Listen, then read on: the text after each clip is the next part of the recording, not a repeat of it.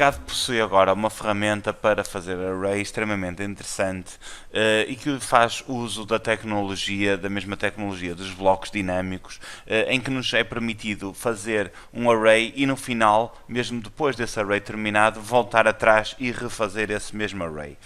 Vamos ver aqui alguns exemplos utilizando estas entidades que eu tenho aqui no meu ecrã. Eu começo aqui por esta secretária. Imaginem que eu quero criar cópias dessa secretária. Faço um array, portanto escrevo na linha de comandos array, conforme aqui está. Desculpa, está mal escrito. Array.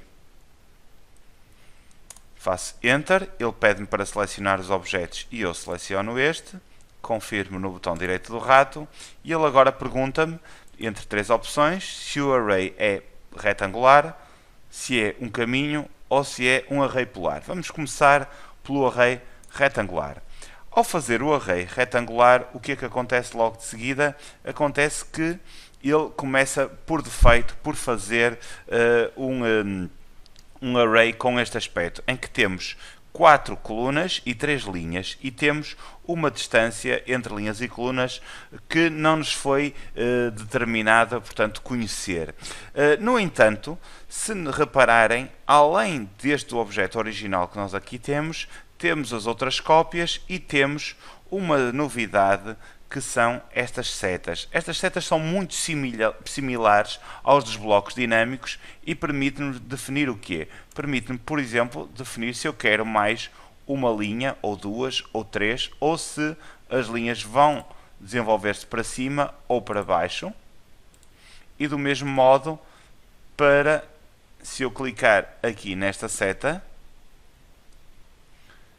se eu quero fazer mais cópias para a direita ou mais cópias para a esquerda. Portanto, ele funciona deste modo dinamicamente. Vamos só fazê-las até aqui. E imaginem que eu agora quero aumentar ou diminuir a distância entre elas. Eu posso clicar aqui e mover para a direita ou para a esquerda. Portanto, se eu quiser aproximar um bocadinho mais as colunas entre si, ou afastar entre elas, e a mesma coisa em relação às linhas. Portanto, eu tenho um grip de um lado e um grip do outro. Também posso definir de acordo com uma distância, escrever 2 enter, qual é a distância entre linhas, e agora aqui 1.5 enter, a distância entre colunas, portanto, sendo que eu tenho 1.5 desta coluna a esta e 2 metros daqui a aqui. Paralelamente também tenho este grip, que me controla ao mesmo tempo linhas e colunas. Portanto, e deste modo, dinamicamente, eu fui alterando. No final faço escape, saio do comando, mas se eu voltar a selecionar estas entidades, reparem que ele continua o meu array, portanto, ainda é passível de ser modificado. Portanto, eu mesmo agora podia trabalhar aqui noutro local, vamos fazer aqui algumas linhas, portanto, continuava a trabalhar e quando eu quisesse aqui voltar atrás com o meu array, fazer algumas alterações, basta-me pegar neste ponto e arrastá-lo, por exemplo, 0.5, aí fica muito aproximado, vamos pôr 1.2, desculpem, seleciono este ponto e ponho 1.2, e deste modo fico com um array um bocadinho mais aproximado e posso até eliminar, imaginem, uma das linhas, ficar só com 2 linhas e 3 colunas. Portanto, isto para o array polar. Se eu a dada altura não quiser mais fazer arrays e quiser trabalhar todos estes objetos independentemente, só tenho que fazer um explode, portanto fazer X, Enter, e agora já temos blocos independentes que eu utilizei com o array, que eu copiei com o array, mas que agora não se justifica, por exemplo, fazer o mesmo tipo de operação.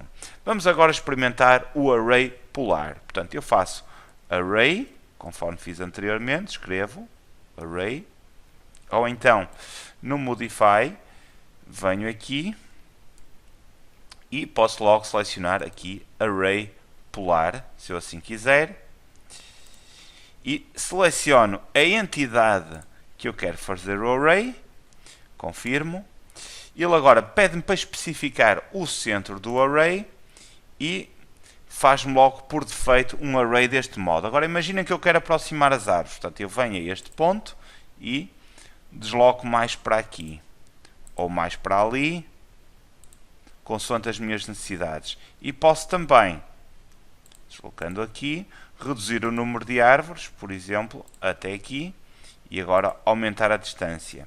E agora imaginem que eu quero de 30 em 30 graus ter uma árvore, portanto eu só tenho que clicar aqui, fazer 30, Enter, se calhar um bocadinho pouco ficam em cima uma das outras, vamos pôr 40, e agora quero aumentar o número de árvores por aqui fora, até chegar onde eu realmente quero, portanto, e deste modo tenho esta mesma operação.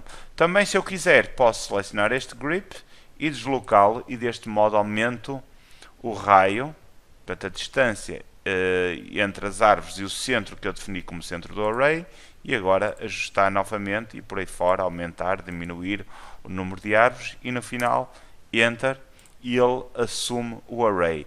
Portanto, eu saí do comando, portanto, se viemos à linha de comandos, eu não tenho nenhum comando ativo, mas se eu voltar a selecionar o array, posso continuar a editá-lo como se não tivesse saído do comando. E agora posso deslocar este ponto, por exemplo, para aqui. Portanto, e desta forma, dinamicamente, então, eu consigo trabalhar com o comando array polar. Vamos então ver um outro tipo de array. Portanto, eu vou fazer aqui uma polilinha, que ia começar neste objeto. Portanto, fiz uma polilinha só com retas e agora vou indicar o comando pedit. Vamos aqui ampliar, pe. Seleciono a polilinha e agora seleciono como opção a opção fit. A opção fit o que faz é uma espécie de spline, portanto faz uma curvilínea a partir de uma polilinha, unindo todos os vértices. Portanto, se eu clicar aqui, todos os vértices estão unidos, é um bocadinho diferente do spline. E então o que é que eu vou fazer agora? Em vez de selecionar o array polar ou retangular, vou selecionar o array path. Portanto, eu faço array, se quiserem basta AR, Enter, seleciono o objeto, e agora carrego no botão direito do rato e desta vez seleciono o Array Path. Isto era a mesma coisa que se eu viesse aqui, portanto no separador de ribbons, portanto aqui na área Modify, clicar aqui e mudar para Path Array.